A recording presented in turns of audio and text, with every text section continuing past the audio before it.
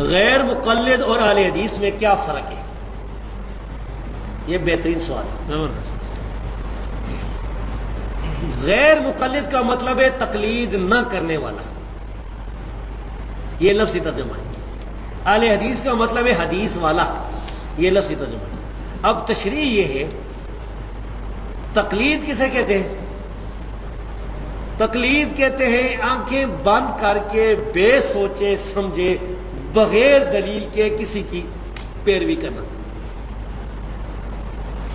اب بے دلیل، یہ لغت میں لکھا ہوا ہے، القاموس الوحید وغیرہ میں لکھا ہوا ہے، لغت کی کتابوں میں، ڈکشنریوں میں۔ اب بے دلیل کا کیا مطلب ہے؟ بے دلیل کا مطلب ہے کہ قرآن نہ ہو، کیونکہ قرآن تو دلیل ہے، نبی کی حدیث بھی نہ ہو، یہ بھی دلیل ہے، اجماع نہ ہو، یہ بھی دلیل ہے۔ تو یہ قرآن، حدیث، اجماع، اور اسی طرح اس میں اور بھی ہے، عامی کا مفتی کی طرف رجوع کرنا، قاضی کا گواہوں کی طرف جو ہے گواہوں سے گواہی سن کے فیصلہ کرنا۔ تو اس کو چھوڑ کر چھٹی چیز ہے بغیر دلیل کے کسی کی پیروی کرنا، یہ تقلید ہے۔ تو اب غیر مقلد اسے کہتے ہیں جو بے سوچے سمجھے بغیر دلیل کے آنکھیں بند کر کے کسی کے پیچھے نہ چلے۔ اب ان کی قسمیں ہو سکتی ہیں۔ اب ایک اہل حدیث بھی غیر مقلد ہو سکتا ہے جو تقلید نہیں کرتا۔ اب ایک کو پرویزی بھی جو ہے غیر مقلد ہو سکتا ہے۔ پہلے بھی غیر مقلد عقیدوں میں الحمدللہ یہ حدیث الاستقبال۔ ایک منکر حدیث غیر مقلد ہو سکتا ہے، وہ کہتا ہے میں نہیں تقلید کرتا کسی کی، بھائی نہ میں حدیث کو مانتا ہوں نہ اور کسی کو۔ اس طرح بریلوی جو ہیں بریلوی حضرات، وہ عقیدے میں غیر مقلد ہیں۔ تو یہ غیر مقلد لفظ، یہ ایک لفظ ہے، اس کا معنی ہے کہ تقلید نہ کرنے والا۔ اب یہ کتاب و سنت پر عمل کرنے والا بھی ہے کہ نہیں، یہ ثابت نہیں ہوتا۔ اہل حدیث کہتے ہیں حدیث والے کو، حدیث والے دو لوگ ہیں، یا تو محدثین کرام ہیں جنہوں نے حدیثیں سنی تھیں، حدیثیں لکھی تھیں، حدیثوں کو یاد رکھا تھا، پڑھایا تھا، حدیثوں کے مدرسے چلائے تھے۔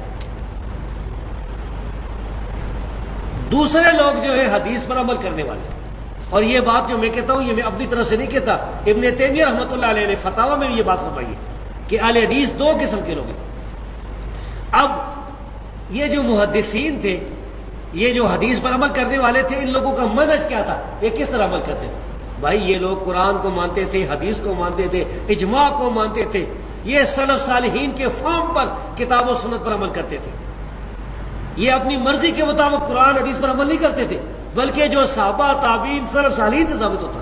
تو اہل حدیث اس کو کہتے ہیں جو قرآن حدیث اور اجماع کو حجت سمجھتا ہے اور قرآن حدیث پر سلف صالحین کے فہم کی روشنی میں عمل کرتا ہے، اور اسی طرح سارے صحابہ کرام سے محبت کرتا ہے، صحابہ کرام کی گستاخی نہیں کرتا۔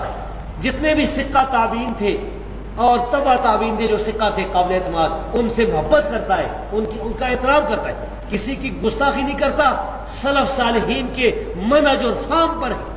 اور باقی بھی جو باتیں، مثلا اللہ تبارک و تعالیٰ 7 آسمانوں سے اوپر عرش پر مستوی ہے، وہ ساری صفات ان کو کما یلیق بشان ہی کما یلیق بجلالہ مانتا ہے، وہ اہل حدیث ہے۔ اہل حدیث علیحدہ چیز اور غیر مقلد علیحدہ۔ اور یہ لوگ جو ہے یہ ہمیں غصے سے گالیاں دیتے ہوئے غیر مقلد کہتے ہیں اہل حدیث کو۔ یہ جو مخالفین ہیں نا، یہ اس طرح کرتے ہیں۔ اور یاد رکھیں اللہ تبارک و تعالیٰ جو ہے نا، علی کل شیء قدیر، اللہ رب العزت نے ان لوگوں کو کس طرح ذلیل کیا۔ یہ ہمارے لیے یہ غلط لفظ استعمال کرتے تھے، یہ لفظ انہوں نے اپنے اماموں کے بارے میں استعمال کیا، غیر مقلد کے لفظ۔ در مختار کی شرح تحتاوی میرے پاس موجود ہے، اس میں لکھا ہے کہ امام ابو حنیفہ، امام مالک، امام شافعی اور امام احمد بن حنبل، تحتاوی نے لکھا ہے کانوا غیر مقلدین، یہ سارے غیر مقلد ہیں۔ اور اسی طرح مجالس حکیم الامت میں تھانوی کا یہ قول موجود ہے، انہوں نے کہا تھا امام ابو حنیفہ کا غیر مقلد ہونا یقینی ہے۔ تو بھائیو غیر مقلد علیحدہ چیز ہے، اہل حدیث وہ ہیں جو تقلید کے بغیر کتاب و سنت پر سلف کے صالحین کے منہج کی روشنی میں عمل کرتے ہیں۔